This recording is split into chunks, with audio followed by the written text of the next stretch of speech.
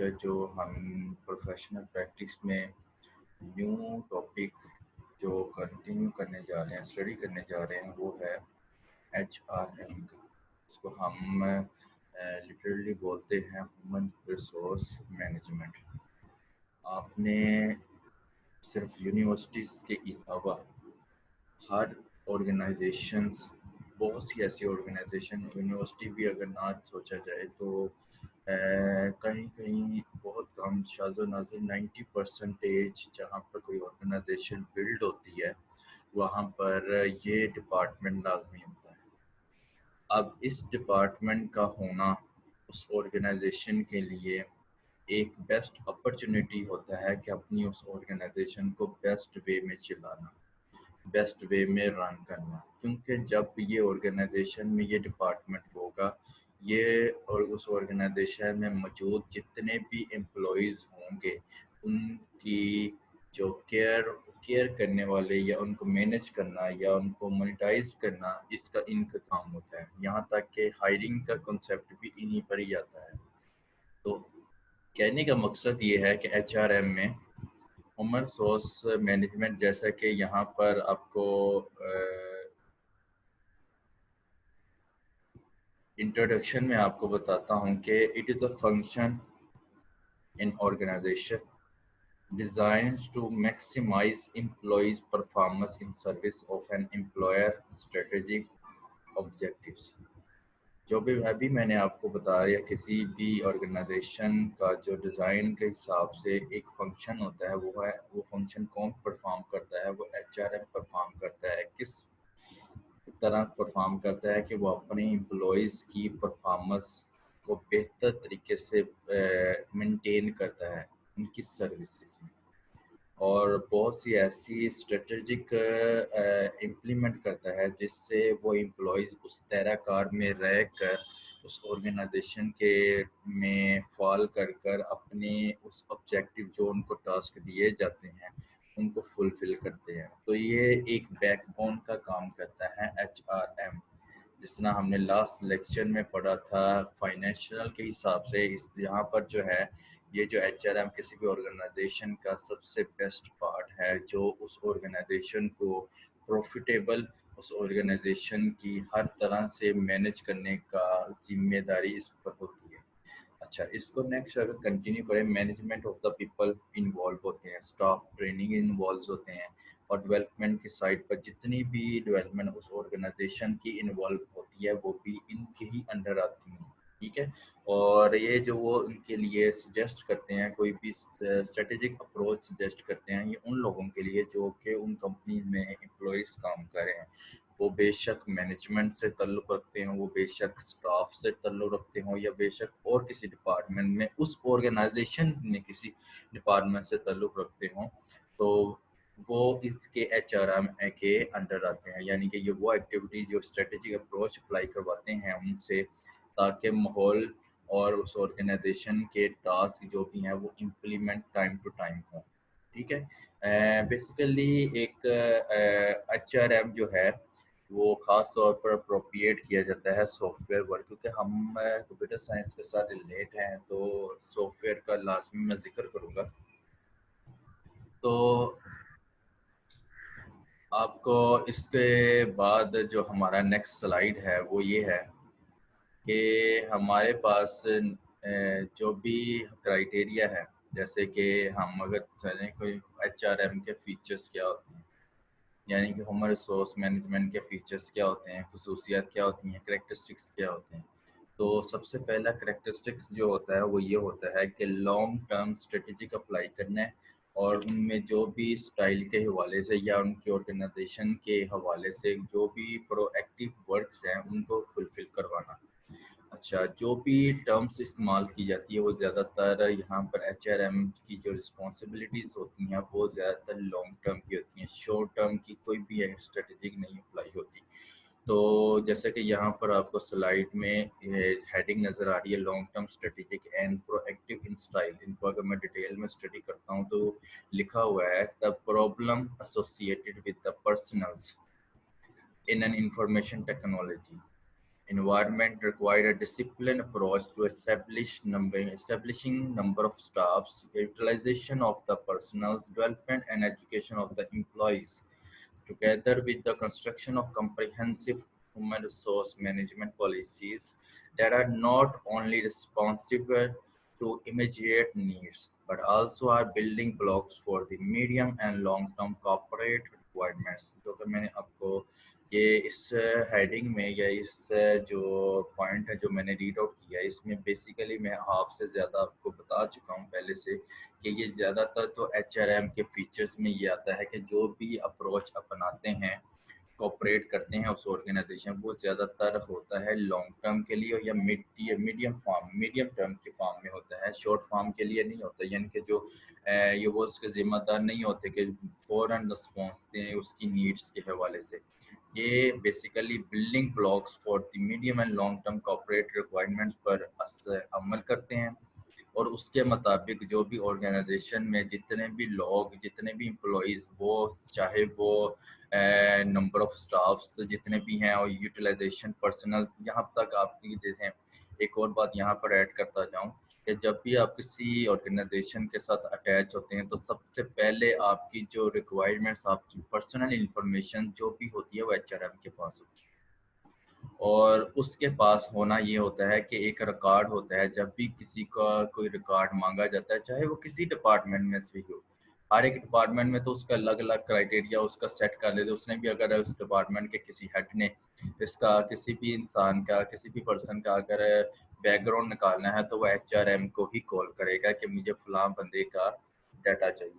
तो personal information जो भी होती है वो भी इन्वायरमेंट के हिसाब से उसको टैकल करना, उसके इन्वायरमेंट को टैकल करना और वहाँ पर नंबर ऑफ स्टाफ का या यूटिलाइजेशन ऑफ पर्सनल का डेवलपमेंट के हिसाब से, एजुकेशन एम्प्लॉयज़ के हिसाब से, जो भी आपके कंस्ट्रक्शन पॉइंट ऑफ व्यू से जो जो भी काम हो रहा होता है उस ऑर्गेनाइजेशन में इनको उनको डिसिप्लिन के तौर पर मैनेज करना इस एचआरएम का काम होता है। और ये स्ट्रेटेजिक जो होती है बेसिकली ये लॉन्ग टर्म के लिए होती है और मिड टर्म की होती है। कोई भी ऑर्गेनाइजेशन दिनों के लिए तो नहीं बनती, जाहिर सी बात है वो लॉन्ग टर्म कुछ ईयर्स का कम्बिनेशन रखा जाता है, ज़्यादातर 10 ईयर्स का रखा जाता है, फिर वो 15 ईयर्स इससे आगे जितनी जितनी बढ़ती चली जाती है ईयर्स वो बेनिफिट होता है, वो प्लस पॉइंट होता है कि आपकी ऑर्गेनाइजेशन प्लस पॉइंट में चले गई है आफ्टर 10 ईयर्स। लेकिन अगर उससे नीचे नीचे रहेंगे तो वो मिड टर्म को और 5 ईयर से भी नीचे हो जाएं तो वो शॉर्ट पीरियड कहलाता है। तो वो शॉर्ट पीरियड जो है उसके लिए एचआरएम की स्ट्रेटेजी नहीं अप्लाई की जाती। जो भी ऑर्गेनाइजेशन स्टार्ट की जाती है इसका रखने का मकसद ही यही होता है कि उस ऑर्गेनाइजेशन में जो भी वर्किंग है और उस ऑर्गेनाइजेशन को ज़्यादा देर तक चलाया जा सके। ठीक हो गया ये एक पॉइंट। सेकंड जो फीचर्स है एचआरएम का है वो सेल्फ मैनेजमेंट का है कि सेल्फ मैनेजमेंट में जो वर्ड इस्तेमाल किया गया है कि एक एचआरएम जैसे कि किसी भी ऑर्गेनाइजेशन में एक लीडर का काम होता है ना, लीडर अपनी टीम को साथ लेकर चलता है, इसी तरह ये उस ऑर्गेनाइजेशन का एक टीम वर्क होता है। टीम के साथ ये टीम के साथ मिल टीम की तरह काम करते हैं और जो भी इंस्ट्रक्शंस होती हैं जो कि आपके डायरेक्टर की तरफ से होती हैं या मैनेजर पार्ट होता है जो भी उस ऑर्गेनाइजेशन का जो कि हायर अथॉरिटी होती है जो कि एचआरएम से डायरेक्ट कन्वर्सेशन करती है और जो उसके बाद यानी कि हर डिपार्टमेंट में उसमें जाने की ज़रूरत नहीं होती। तो जो भी कंसर्न होता है वो डायरेक्ट एचआरएम से रब्ता करती है कि मुझे फलां फलां मीटिंग की अरेंजमेंट। एचआरएम की ये भी रिस्पॉन्सिबिलिटी होती है कि वो क्या करते हैं कि जो भी उस ऑर्गेनाइजेशन में डायरेक्टर की मीटिंग्स, एम्प्लॉयज़ की मीटिंग, एम्प्लॉय की हायरिंग, उनको मैनेज करना, ये सारी एक्टिविटीज़ जो है पर्सनल इंफॉर्मेशन कहाँ सेव होती है, ये वो चीज़ें हैं जो कि एचआरएम की रिस्पॉन्सिबिलिटीज़ में आता है और ये ज़िम्मेदारी किसी ऑर्गेनाइजेशन की सबसे बड़ी जिम्मेदारी होती है। और ये सिर्फ बुक्स पढ़ लेने से काफ़ी नहीं होता, इसके लिए एक्सपीरियंस चाहिए होता है और एक्सपीरियंस वो प्रैक्टिकल वर्क ही करके मिलता है। तो सेल्फ मैनेजमेंट में बताया ये जा रहा है कि team work is a vital element, direct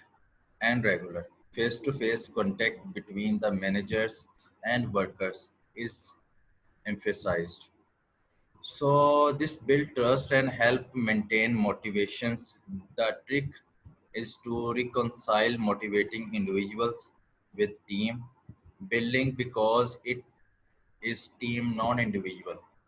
who complete projects. Performance appraisal is central in HRM strategy. जो मैंने आपको सेल्फ मैनेजमेंट में जो बात कर रहा हूँ आपको, कि एज ए टीम वर्क के तौर पर काम करना, और टीम वर्क के तौर पर काम करने के बाद जो आप स्ट्रेटेजी अपनाते हैं वो आपकी सिंगल एंड पर नहीं होती, एज ए टीम होती है। और टीम के तौर पर जब आप काम करते हैं तो जाहिर सी बात है आपका टास्क यही होता है कि जो जो जिस जिस डिपार्टमेंट के हिसाब से उनको टास्क दिए जाते हैं वो कंप्लीट करना, और कंप्लीट करके उसका इंफॉर्मेशन या उनका रिस्पांस या उनकी जो डायरी होती है वो एचआरएम के पास होती है, जो कि इस रिकॉर्ड रखती है कि फलान डिपार्टमेंट में क्या काम किया, क्या टास्क दिया जा रहा था। वो एज ए लीड के तौर पर इसको कंटिन्यू रखते हैं। नेक्स्ट जो हमारा फीचर्स है, जो एचआरएम का फीचर्स है, वो ये है कि ऑर्गेनाइजेशन के साथ कमिटमेंट करना। अब इस ऑर्गेनाइजेशन के साथ किस किस्म की आपके पास कमिटमेंट होती है कि आप जो भी फीचर्स इस्तेमाल, जैसे कि रियल चैलेंज तो यही होता है कि आप का जो एटीट्यूड है वो ऑर्गेनाइजेशन के साथ कैसा है, और आपने इस तरह उसको मैनेज करना है कि आपकी उसकी रिक्वायरमेंट के साथ साथ रियल चैलेंज तो आपका यही होता है कि आप जो issue is to shift employees attitude from mere compliance with rules at work to commitment and self motivations. This significance a commitment to staff development as a part of the learning organization, and firm specific skills that are less transferable between the firm. Skills include attendance, flexibility, responsibility, discipline, identification with the company, and crucially work rate. कोई भी organisation के साथ HRM का ये commitment होता है कि आपने उस ऑर्गेनाइजेशन के तमाम जो स्किल्स हैं जो कि वहाँ पर स्पेसिफाइज हो रही हैं, जिसको आपने मेंटेन रखना है, मैनेज करना है, और डेवलपमेंट के हिसाब से उसमें आपने बेस्ट रोल प्ले करना है। और वो स्किल्स कौन सी हैं, वो है अटेंडेंस के हवाले से, फ्लेक्सिबिलिटी के हवाले से कि किसको कितनी आपने फ्लेक्सिबल करना है अपने उस प्रोजेक्ट को कंप्लीट करने के लिए। हो सकता है कोई प्रोजेक्ट स्टार्ट किया जाए और project time to time complete नहीं हो रहा हो, तो उन्होंने पहले ही मेंशन आउट कर दिया हो एचआरएम को, और एचआरएम ने उसमें थोड़ी सी फ्लेक्सिबिलिटी क्रिएट कर दी हो, तो वो भी फ्लेक्सिबिलिटी खुद नहीं एचआरएम रेज करता है, वो अपनी हायर अथॉरिटी से पूछ कर ही देता है।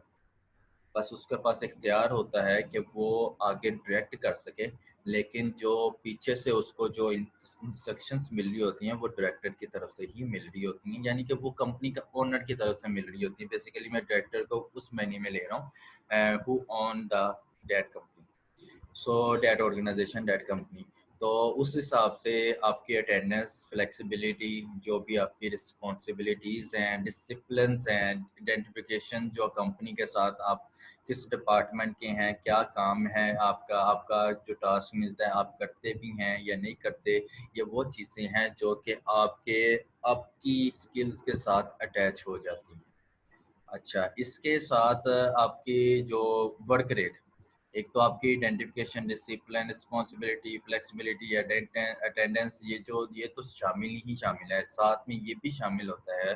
आपका एचआरएम हर डिपार्टमेंट में हर एक एम्प्लॉयज़ की जो वर्क का रेट है, यानी कि वो काम करता भी है कि नहीं करता, जो टास्क दिया जाता है वो पूरा करता है भी नहीं करता, ये उन तमाम उस कमिटमेंट में आते हैं उस ऑर्गेनाइजेशन के साथ। ये सारी जो मैनेजमेंट का पार्ट है वो एचआरएम की रिस्पॉन्सिबिलिटी होती है। तो इससे आप इस अंदाज़ा लगा सकते हैं कि एचआरएम किसी भी ऑर्गेनाइजेशन में हो तो उसकी रिस्पॉन्सिबिलिटी कितनी हार्ड होती है। अच्छा, नेक्स्ट जो हमारे पास सेकंड लास्ट जो फीचर्स हैं वो है ट्रेनिंग और एचआरएम। आपको जैसे कि मालूम है कि डिस्पाइट द ट्रेनिंग किसी भी चीज़ के लिए कितनी इम्पोर्टेंस होती है। वो इस हिसाब से मैं कह रहा हूँ कि देखें, अगर आप कहीं से स्टडी वर्क करते हैं तो जब तक आप प्रैक्टिकल या ट्रेनिंग नहीं लेते आप जब भी किसी कंपनी में अप्लाई करते हैं तो हो सकता है स्टार्ट में फ्रेश ग्रेजुएट को पर्सनस को वो ज़्यादातर इंटर्नशिप पर रखते हैं, ट्रेनिंग के लिए रखते हैं, ताकि सबसे पहले तो वो उस ऑर्गेनाइजेशन में काम करने वाले की जो भी काम हो रहा है उसको सीखे और वर्क करे। हो सकता है इस पर उन आपको स्टाइपेंड भी दे, या हो सकता है कि आपको 1-2 मंथ का कुछ भी ना मिले। ये डिपेंड करता है उस ऑर्गेनाइजेशन का कि वो आपके साथ कितनी फेयर है। जब भी आपने अप्लाई किया और जैसे कि यहाँ पर जो लिखा हुआ है वो मैं एक दफ़ा पढ़ देता हूँ। Despite universities establish more IT and computing courses and application rising strongly, the industry continues to generate more vacancy than capable recruits. Computing companies find that IT graduates often lack transferable or people handling skills. Uh, जो HRM की responsibility होती है कि जब उनको किसी किस्म का टास्क को कंप्लीट करने के लिए हायरिंग करनी पड़ जाए और वह हायरिंग इस बेस पर करे कि उनकी जो आईटी जो भी कंप्यूटिंग कोर्सेज हैं या आईटी रिलेशंस जो भी इस्टेब्लिश यूनिवर्सिटी की तरफ से होते हैं, जो कि स्ट्रॉन्गली राइज हुए होते हैं, तो इंडस्ट्री उनको उनके लिए बहुत सी वैकेंसी जनरेट करती है और उनके मुताबिक उनके कैपेबल के मुताबिक जनरेट करती है। तो ज़्यादातर जो कंप्यूटिंग कंपनीज होती हैं वो, यानी कि कंप्यूटर साइंस के हवाले से मैंने कंप्यूटर कंपनी को चूज़ किया कि वो आईटी वो ढूंढते हैं आईटी ग्रेजुएट जो उनमें ज़्यादातर ट्रांसफरेबल लैग ट्रांसफरेबल होती है, अक्सर लैग ट्रांसफरेबल होती है और लोगों के पास स्किल्स होती है उनके हैंड में। ठीक है। और ज़्यादातर कंपनीज वही देखती है, जैसे कि मैंने आपको लास्ट टाइम भी बोला था कि सिर्फ डिग्री मैटर नहीं करती, जब तक आपके हाथ में स्किल्स नहीं है आप किसी काम के नहीं। सिर्फ स्टडी का होना काफ़ी नहीं है और सिर्फ डिग्री का होना आपके पास काफ़ी नहीं होता। इसके साथ साथ आपको बहुत सी ऐसी चीज़ें साथ में फॉलो करनी पड़ती हैं जो कि स्किल्स के साथ आपकी अटैच होती हैं और वहाँ पर जाके सिर्फ स्किल देख रहे हैं। ये नहीं कहते कि फ़लाँ बुक्स में ये पॉइंट कहाँ पर लिखा हुआ है। वो ये पूछते हैं कि ये प्रैक्टिकली वर्क में इसको आप कैसे टैकल करोगे। प्रोफेशनल प्रैक्टिस बेसिकली आपका यही पार्ट है और उसी का ही एचआरएम पार्ट है। तो बेसिकली इसका रिलेट उसी के साथ है कि जो भी यंग कंपनीज को फाइंड आउट करती हैं जिनके पास स्किल्स होता है, ठीक है, नॉलेज होती है कि बिजनेस के साथ वर्क कैसे करना है। अगर नहीं होता, अगर फ्रेश ग्रेजुएट जो होते हैं उनके लिए क्राइटेरिया सेट किया जाता है ट्रेनिंग का, ताकि वो उनकी हायरिंग एचआरएम करता है और जब उनको ट्रेनिंग के लिए उस डिपार्टमेंट में भेज दिया जाता है 1-2 एंड मोस्टली जो नॉर्मली जो सबसे कम तर एरिया जो टाइम डिसाइड किया जाता है वो 3 मंथ का होता है। और 3 मंथ के टाइम के अंदर अगर उसने उस ऑर्गेनाइजेशन को अच्छे तरीके से मैनेज करना सीख लिया और अपने जो स्किल्स है उसको इन्हांस किया और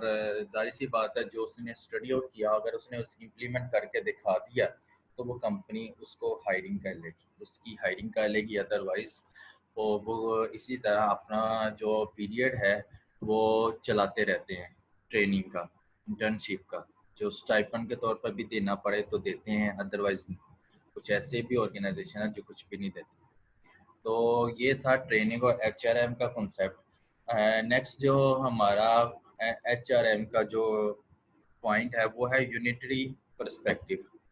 आपकी जो द एंटायर, ये मैं इसका रीड आउट करता हूँ, the entire enterprise is regulated as analogous to a team with one focus to loyalty और प्रोग्रेस। बेसिकली आपका जो पॉइंट होता है या आपका फोकस होता है वो ज़्यादातर आपका फोकस होता है आपकी प्रोग्रेस पर। उस कंपनी की फोकस यही होता है, या तो वो उस कंपनी का प्रॉफिटेबल में आ जाता है, मैनेज कर देते हैं टीम को। जब आप किसी टीम के साथ वर्कआउट करते हैं तो एज ए टीम मेंबर आप उस कंपनी का हमेशा प्रॉफिट ही सोचते हैं, उन हम कंपनी का यही सोचते हैं कि वो प्रोग्रेस करे, क्योंकि कंपनी जो भी देखेगी कि अगर कोई पर्सन मेरी कंपनी को प्रोग्रेस करने के लिए, मेरी कंपनी को प्रॉफिटेबल करने के लिए काम करता है, तो देन वो एक ज़्यादा लंबे अरसे तक सरवाइव कर सकता है। तो बेसिकली यूनिटरी पर्सपेक्टिव से यही कंसेप्ट है कि आप जो एक सारी जो आपके पास एंटरप्राइज है, वो उसको ऐसे रेगुलेट करना है जैसे कि एक टीम करती है, और उनका फोकस यही होता है कि वो अपनी उस टास्क को कंप्लीट करना और profitable banana. A crucial part of keeping effective workers content is the system where they can be promoted without having become a manager. सो सबसे इम्पोर्टेंट पार्ट जो इसके का साथ रखना है इफेक्टिव वर्कर्स के साथ, जो ये है कि आपको कि किसी भी वेंचर के बनने तक की जो के अलावा जो भी प्रमोटेड एरियाज हैं, वो यूनिटरी पर्सपेक्टिव के साथ, यानी कि ये नहीं होता आपके लिए यहाँ पर HRM सबसे अपॉर्चुनिटी बेस्ट होती है, जिसमें जिसमें मैनेजर्स भी आ जाते हैं, जिसमें आपके पास जो यूनिट ऑफ वर्कर्स आ जाते हैं, या और डिपार्टमेंट के आते हैं जो स्टेप बाय स्टेप ऊपर अपनी स्ट्रगल कर रहे होते हैं, अपनी प्रोग्रेस में बेहतरी करने के लिए काम कर रहे होते हैं। तो बेसिकली आपका ये मकसद नहीं होता है कि आप एक मैनेजर हैं, उसके अलावा भी आपको ये सिस्टम एक ऐसा सिस्टम है जो कि आपको प्रमोट कर सकता है, क्योंकि इसने ही आपके हायर अथॉरिटी तक बातें पहुंचानी होती हैं कि फलां अपने काम में किस तरह है। जब वो डिपार्टमेंट से पूछेगा और डिपार्टमेंट उसको बताएगा कि फलां इसमें ये इनकी कारकर्दगी क्या है, जब वो एक लिस्ट बनाएगा और लिस्ट के मुताबिक, एक डिपार्टमेंट के मुताबिक, वो अगर हायर अथॉरिटी के पास वो लिस्ट जाती है तो वो उसके हिसाब से उनकी प्रमोशंस भी होती हैं। बेसिकली प्रमोशन का क्राइटेरिया उनकी स्किल्स, उनकी वर्किंग एज, उनकी एज ए टीम वर्क करना, और ये डिपेंड करता है उस पर। जैसे कि फॉर एग्जांपल ज़्यादातर जो माइक्रो सॉफ्टवेयर के जितने भी टैलेंटेड सॉफ्टवेयर जो हैं, जो जो टैलेंटेड सॉफ्टवेयर हैं हाउसेस हैं, उसमें जो वर्कर्स हैं वो ज़्यादातर आजकल जो है सबसे ज़्यादा टॉप टायर पर है। क्यों? उनका जो आपस में टीम डेवलपमेंट है वो HRM में तो नहीं आता, लेकिन वो सारी टीम ही एक HRM की लीडरशिप के तौर पर काम कर रही होती है। तो वहाँ पर भी ज़्यादातर मैंने खुद सॉफ्टवेयर हाउसेस देखे हैं, वहाँ पर HRM का उन्होंने बॉक्स ज़रूर रखा होता है, जो कि जिनका सॉफ्टवेयर हाउस काफ़ी अच्छे तरीके से मैनेज हो रहा हो, वो अपने इस उस क्राइटेरिया में उन्होंने अपना एक HRM का डिपार्टमेंट रखा होता है, ताकि जो उनकी हायरिंग का, ताकि उनको किसी किस्म की डिस्टर्बेंस पैदा ना हो उसके काम के, कि वो हायरिंग भी करें,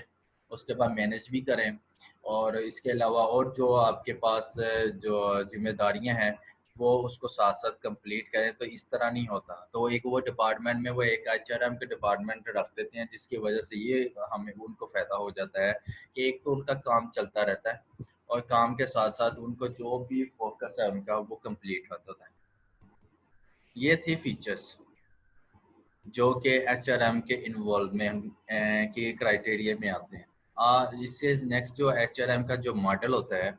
वो ये होता है कि उस मॉडल में हम पहला पॉइंट हमारा ये है, corresponding commitment to the organization is expected from the employees. They are there for autonomous in the sense of their some degree of managing themselves. जो मैंने आपको स्टार्ट में बात की, लेकिन इसको स्टार्ट में भी आ जाए तो मॉडल ऑफ HRM का कोई नुकसान नहीं है कि ये ऑर्गेनाइजेशन के साथ, जैसे मैंने पहले बात की, एक आपकी कमिटमेंट होती है इस HRM डिपार्टमेंट की, कि वो अपने जो भी उस डिपार्टमेंट में जितने भी employees as a further sub division department में काम कर रहे हैं उनको मैनेज करना, और किस हिसाब से मैनेज करना ये उसकी रिस्पॉन्सिबिलिटी होती है कि अपने उस माहौल को, ऑर्गेनाइजेशन के माहौल को किस तरह मैनेज किया जाता है। और HRM की जो रिस्पॉन्सिबिलिटी होती है वो तमाम मैनेजर्स पर भी होती है। मैक्सिमम उसकी यूटिलाइजेशन यही होती है कि वो उस ऑर्गेनाइजेशन के लिए बेस्ट परफॉर्मेंस के तौर पर परफॉर्म करें, बेस्ट परफॉर्मेंस दें, बेस्ट यूटिलाइज करे उस ऑर्गेनाइजेशन को, उस वर्कर को। अगर HRM का डिपार्टमेंट ही वीक हो गया तो पूरी ऑर्गेनाइजेशन ही वीक हो जाती, क्योंकि उसने जो रूल्स और रेगुलेशन के मुताबिक आपको इंस्ट्रक्ट करना है, वो अगर उसमें किसी किस्म का लैग आ जाए तो वो पूरा डिपार्टमेंट ही नीचे चला जाता है। ये अगर हम एचआरएम के बाद में के हिसाब से भी ना सोचें तो बाकी पे भी हम यही सोचते हैं कि लीडरशिप की अगर जो स्टैंडर्ड पॉइंट के हिसाब से अगर कोई कोई हैंड रेस करता है या वो कोई टास्क को डिफाइन कर रहा होता है टीम को लेकर, अगर उसका जो सजेशंस है वही गलत हो जाए तो पूरी टीम इफेक्ट करती है, राइट। नेक्स्ट जो लास्ट हमारा एचआरएम का जो पॉइंट है वो ये है कि ये एक्ट कब इस्टेब्लिश हुआ था। 1974 के बाद ये इस्टेब्लिश हुआ था एचआरएम का, जिसमें health and safety at work में डिपार्टमेंट में आता है कि आपकी जो भी डॉक्टर्स आपके एचआरएम में जितनी भी रिस्पॉन्सिबिलिटी हैं उसमें हेल्थ और सेफ्टी भी इम्पोर्टेंट आती है। ये इसका भी काम आता है। Health and safety at work usually not hits the headline, usually only hits the headline when there is a major disaster. जब किसी किस्म का नुकसान होता है, जो मेजर डिजास्टर होता है, तो सबसे ये हेल्थ और सेफ्टी का वहाँ पर आमतौर पर मेन हेडलाइन बन जाती है। और वो डिपार्टमेंट जो है वो डिपार्टमेंट किसके अंडर होता है, एचआरएम के। तो बेसिकली बात करने का मकसद ये था कि ये वो डिपार्टमेंट होता है जहाँ पर बहुत रिस्क एरियाज हों, safety system themselves are often computer controls. Around 200 employees each year still die as a result of accident and work. जब भी कुछ ऑर्गेनाइजेशन में काम किया जाता है तो जाहिर सी बात है वहाँ पर किसी किस्म का लॉस भी होते हैं। अगर ऑर्गेनाइजेशन ऑन रिस्क पर चल रही है, यहाँ पर कोई या केमिकल फैक्ट्रीज है या कोई ऐसी फैक्ट्रीज है जहाँ पर फायर की आजकल तो जितनी भी फैक्ट्रीज हैं वहाँ पर जो है खतरा तो होता है किसी हिसाब से, क्योंकि सिलेंडर्स इस्तेमाल किए जाते हैं या किस तरह भी इस तरह के वेज इस्तेमाल किए जाते हैं जो कि आपकी हेल्थ और सेफ्टी के लिए बहुत रोल अदा करते हैं। उसके बाद अगर वो इसमें किसी किस्म की लैक आती है तो वो तबाही की तरफ भी लेके जाते हैं। यानी कि जो चीज़ आपको सहूलत प्रोवाइड कर रही होती है तो उसका नुकसान भी उतना ही होता है। अगर एक बाइक चलाने वाला है, अगर बाइक को सीख गया है और साइकिल की बनिस्बत बेहतर तरीके से जल्दी जल्दी अपने काम कंप्लीट कर देता है, टाइम बचत कर लेता है, तो साइकिल से मोटरसाइकिल पर जाने पर आसानियाँ तो पैदा होगी लेकिन मुश्किलात भी उतनी ही बढ़ती हैं, उस लेवल तक ही बढ़ती हैं अगर एहतियात ना बरती जाए। तो हेल्थ एंड सेफ्टी वर्क भी उसी पर यही रोल है कि आपका जितने भी ये तो अराउंड फिगर्स बताइए ना कि 200 employees each year still die at the result of accident at work. ये आपकी मर्जी है कि आप लिखना चाहें कि नहीं लिखना है, इसमें और कितने एडिशन करना चाहते हैं वो आप पर डिपेंड करता है कि आप इसको किस तरह मैनेज करते हैं। ये था टॉपिक हमारा एचआरएम का, ह्यूमन रिसोर्स मैनेजमेंट का। आई होप कि आपको इस टॉपिक से जो एचआरएम की रिस्पॉन्सिबिलिटीज़ हैं किसी भी ऑर्गेनाइजेशन के हवाले से वो मालूम हो गया होगा। ये हमारा आज का एक जो आज हमने टॉपिक स्टार्ट किया था एचआरएम का वो भी आज ख़त्म हो चुका है। आज का लेक्चर हम यहीं पर ख़त्म करते हैं।